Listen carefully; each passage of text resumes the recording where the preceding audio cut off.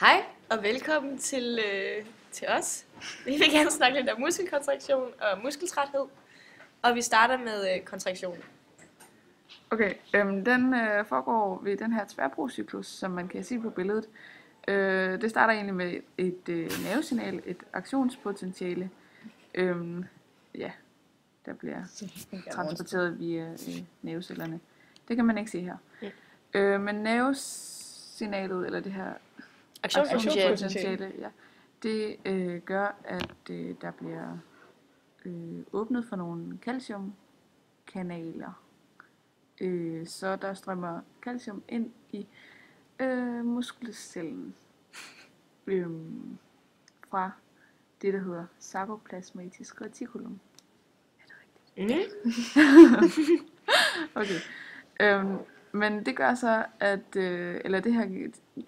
de her calciumioner, de binder sig så til de her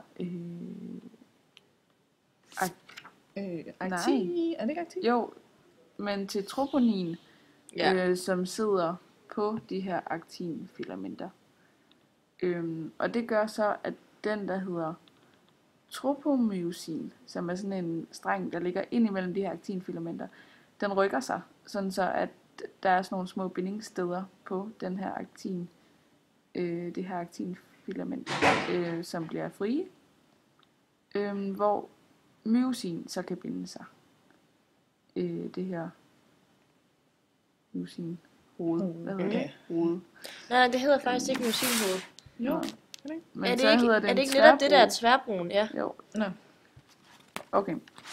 Det binder sig i hvert fald til det her sted, som der så er blevet plads til, fordi at tropomyosin-strengen har flyttet sig. Så sker der det, at der også sidder noget ATP på det her myosin-hoved, som spaltes. Og det gør så, at den her... Men det er i virkeligheden en ADP og en fosforgruppe, er det ikke? Jo. Som der så netop spaltes til ATP. Hernede. Nej, fordi ATP spaltes til ADP. Er det ikke det, der sker? Altså først så er det jo ATP, og så spaltes det her. Men hvad så med hernede i den sidste, vil det så sige, at der i virkeligheden bliver dannet noget ATP også ved det? For hvad laver den ellers der ATP? Den kommer jo herop igen. Det er jo en cyklus. Ja, det finder vi lige ud af, når vi når dertil. Først i hvert fald her, så spaltes ATP i punkt her mellem, altså efter pil 1. Og det gør så, at det her myosin, eller tværbroen, på det her myosinfilament, den sådan rettes op, eller sådan den spændes ud. Måske er det først der, ATP spaltes. I hvert fald så spaltes ATP, og så sådan kan den her tværbro så få myosin og aktinfilamenterne til at sådan trækkes sammen, eller sådan længere mod ind over hinanden. Sådan så at musklen trækkes sammen. Ja, så sker en kontraktion. Ja. Så den kontraheres. Ja. Det er måske i virkeligheden det, man også ser efter pil nummer 2 og 3. Ja. I hvert fald så fortsætter den her tværbro med at sådan trække myosin og aktinfilamenterne sådan sammen indtil calcium transporteres ud. Ja, og der er dannet ATP. Ja. Skal vi snakke lidt om trætheden nu? Jeg synes, vi skal snakke om trætheden. Okay, jamen vi kan i hvert fald sige så meget, at trætheden den afhænger af, hvilken type arbejde der er tale om. Der kan fx være tale om kort, intenst arbejde, og så kan der være tale om et mere moderat, langvarigt arbejde. Og ved det korte arbejde, der er det primært glykolysen, der er i spil. Der bliver tømt nogle glykogendepoter, som der... Ja, som der er sådan, altså sådan, det der netop skal kendetegne sådan glykolysen er, at den ikke behøver ilt, altså det vil sige, det er en anaerob proces.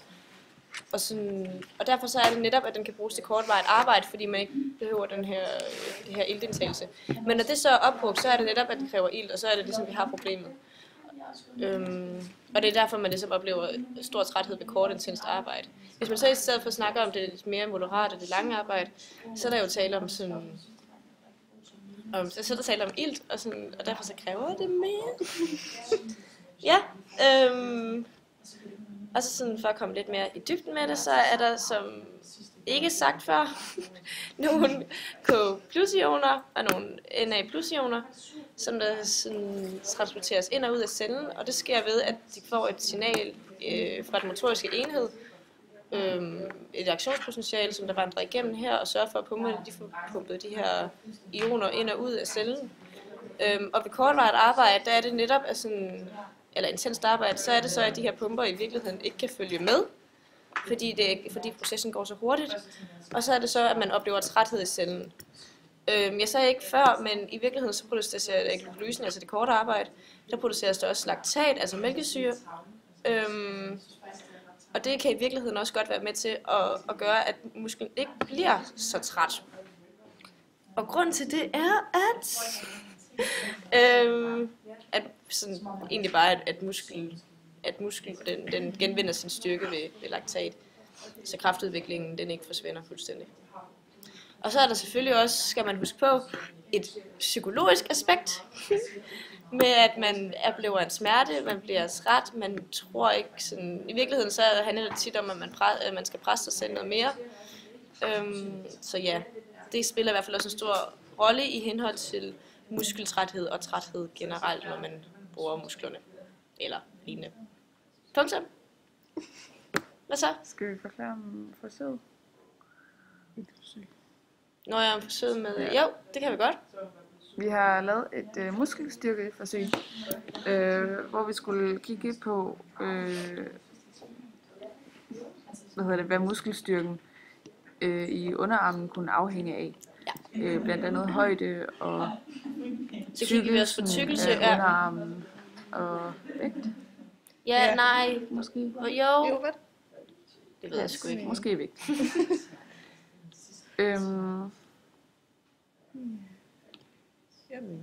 Men der er undersøgt noget forskelligt, og der er selvfølgelig naturligvis nogle fejlkilder, i hvert fald i henhold til tykkelsen. Ja. Fordi at tykkelsen af armen lige så godt kan skyldes fedt som muskler, så på den måde så kan man kan det simpelthen ikke måle selve musklens tykkelse. Nej. Og vi fandt ud af, at der hvor der egentlig var størst sammenhæng, det var mellem højden og muskelstyrken. Og det kan i virkeligheden have noget at gøre med, sådan, at nu højere man er, nu længere muskelfibre har man også, eller hvordan? Ja. Og nu mere sådan styrke har man, det ved jeg ikke, det er faktisk lidt tvivl om. Det har jeg i hvert fald skrevet. Altså vi fandt ligesom der var ligesom, da vi lavede det muskelstyrkeforsøg, der var der sammenhæng mellem, hvor stærk man var, hvor højere man var. Altså, hvor højere man var, nu stærk. Generelt viden om de her processer, især i forhold til træthed, det kan man jo bruge i sit daglige liv. For eksempel så fungerer det jo sådan, at man ved kortvarigt arbejde vil forbrænde fedt. Og derfor så, hvis man har brug for at tabe sig, så skal man løbe en lang kortvarigt, eller lang tur. Nej, det vil sige, at moderat arbejde fører til mere fedtforbrænding. som der så netop fører til, at man ved langt arbejde, moderat arbejde, kan forbrænde mere. Derudover er det også meget interessant at kigge på de forskellige muskeltyper. Ja, for der er for eksempel muskeltype 1, som er interessant, fordi det er i virkeligheden sådan, hvad kan man sige, den er langsom. Og så er udholdningen derfor stor. Udholdenheden. Stor. Og så kan man sådan, de her muskeltyper, det er netop noget, som der kan arves. Så det er i hvert fald noget, man kan undersøge, hvis det er, man gerne vil sådan dyrke noget professionel sport, og man så sådan, i hvert fald har muskeltyperne til det. Og så altså sådan, og man har mulighed for at sådan, hvad? Jeg siger bare, man har begge muskeltyper. Men der er jo forskellige grader af det. Ja, selvfølgelig har man begge muskeltyper. Det kunne være vildt, hvis man bare kun bestod af den ene type. Men i hvert fald, sådan, for eksempel kan man sige, i lårmusklen, hvilken type det måske vil være, ikke også? Og så kigge på sådan, og man så vil derfor, måske vil være god til sådan en langdistanceløb, som man vil være ved sådan type 1. Eller man vil være god til sådan en spurt, som der jo netop er type 2, fordi den er hurtig. Ja. Og samtidig så er udholdenhed ligesom sådan forholdsvis kort, i hvert fald kortere end type 1. Så på den måde kan man bruge sådan viden om muskler og sådan og træthed og kontraktioner og sådan noget til til sådan til sit daglige liv og til sportsgrene og sådan noget. Så det er helt vildt fedt. Helt vildt fedt. Nu slukker vi. Eller kan man ikke godt... Den er